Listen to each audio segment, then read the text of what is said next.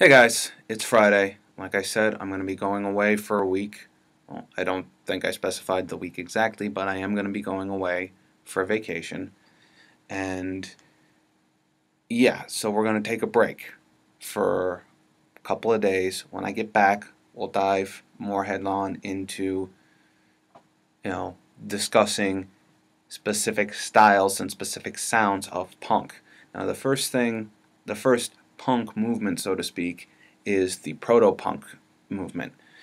Protopunk is basically everything that allowed punk, all the music that came out in the 60s and 70s that punk, seminal punk bands would take, morph, and turn into what we know as punk today. But Protopunk is about as all-encompassing as indie rock.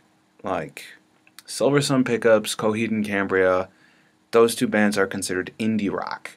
Foo Fighters, they work off of their own label, so they are an indie rock band, just like Serj Tankian. He works off of his own independent label, indie musician. So I'm going to throw some band names at you and some specific songs. Examples of specific songs and how this is really an all-encompassing thing is Communication Breakdown by Led Zeppelin. It's off of their very first album, and the song Paranoid by Black Sabbath. It's the title track of their seminal album Paranoid. The Kingsmen, they had their 1963 hit, which is actually a cover entitled Louie Louie. That is considered proto-punk. A lot of what I'm going to throw at you is classified as proto-punk simply due to the production quality, the stylistic approach that they take to performing the song, and so on and so forth. But I want you to listen to these songs, listen to these bands, and really get into your head a sense of what could be considered proto-punk. Because, let's be real, retro is becoming a big thing now. You look at, the Dap Kings, you look at the R&B revival right now. It's probably not as prominent as it should be, but there is a pretty predominant R&B revival. So, other proto-punk acts. We got the Kingsmen with their single Louie Louie. The Velvet Underground. The album that I would suggest you listen to would be The Velvet Underground and Nico. That's the big one. That's their big album. But if they have anything out before The Velvet Underground and Nico, listen to that. That'll probably be more of the proto-punk vein. MC5. I know I've dropped their names, same as the Stooges. MC5's Kick Out the Jams and the Stooges' Raw Power. Those would be two albums to listen to. The New York Dolls, band of guys dressing in drag to shake things up.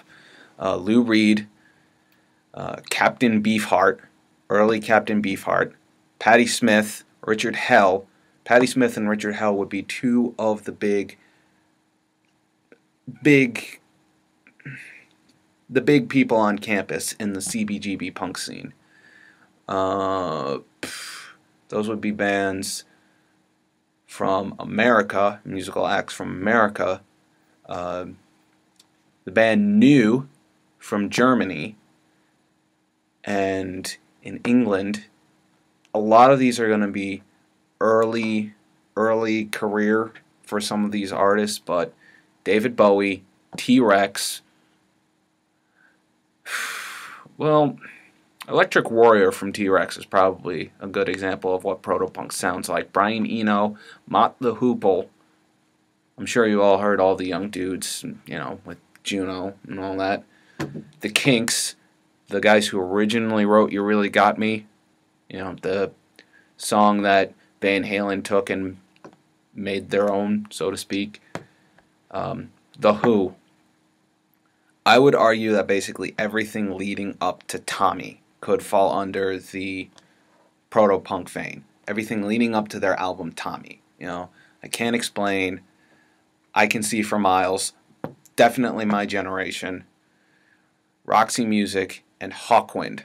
Hawkwind was Lemmy Kilmister's first band before he went and formed Motorhead. So listen to these bands, listen to these individuals, listen to the production quality of these albums, of these songs. We'll get into playing styles, playing techniques, and actually dissect some of the juicier, meatier songs that honestly will benefit you if you know in the long run.